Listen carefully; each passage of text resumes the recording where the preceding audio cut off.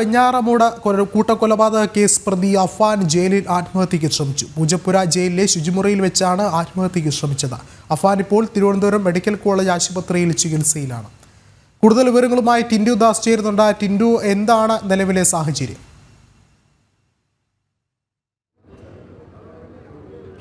വിഷ്ണു, അഫാന്റെ നില ഗുരുതരമായി തന്നെ തുടരുന്നു എന്നാണ് നമുക്ക് മനസ്സിലാക്കാൻ സാധിക്കുന്നത്. 24 മണിക്കൂർ ഒബ്സർവേഷൻ പറഞ്ഞിട്ടുണ്ട്.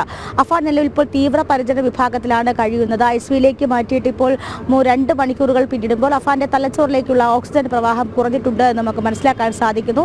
അത്തരത്തിലുള്ള വിവരങ്ങളാണ് ലഭിക്കുന്നത്. ഇന്ന് രാവിലെ 11 മണിയോടുകൂടിയായിരുന്നു തിരുവനന്തപുരം പൂജപ്പുര സെൻട്രൽ ജയിലിൽ അഫാൻ ശുചിമുറിയിൽ ആത്മഹത്യയ്ക്ക് ശ്രമിച്ചത്. ഇന്ന് ഞായറാഴ്ച ആയതുകൊണ്ട് തന്നെ ജയിലിലെ തടവുകാർക്ക് ഫോൺ വിളിക്കാനും സിനിമ കാണാനുമുള്ള അവസരം ഒരുക്കിയിട്ടുണ്ട്. സിനിമ കാണാൻ വരുന്ന സമയത്താണ് കുറച്ച് തടവ് പുള്ളികൾ ഇത്തരത്തിൽ ഫോൺ വിളിക്കാനും പോകുന്നത്. ഈ സമയത്ത് ഒരു ഉദ്യോഗസ്ഥൻ മാത്രമാണ് ഇത്തരത്തിൽ ഈ ജയിൽ നിവാസികളോടൊപ്പം ഉണ്ടായിരുന്നത് എന്നാണ് മനസ്സിലാക്കാൻ സാധിക്കുന്നത്. കുറച്ചുപേര് സിനിമ കാണുകയും കുറച്ചുപേര് ഫോൺ ചെയ്യാൻ പോവുകയും ചെയ്യുന്ന സമയത്ത് അഫാൻ ശുചിമുറിയിലേക്ക് പോവുകയായിരുന്നു. 11 മണിയോടുകൂടി ഉണങ്ങാനിട്ടിരുന്ന ലുങ്കിമുണ്ടും എടുത്തുകൊണ്ടാണ് അഫാൻ ശുചിമുറിയിലേക്ക് പോകുന്നത്. അവിടെ വെച്ച് ആത്മഹത്യയ്ക്ക് ശ്രമിച്ചു.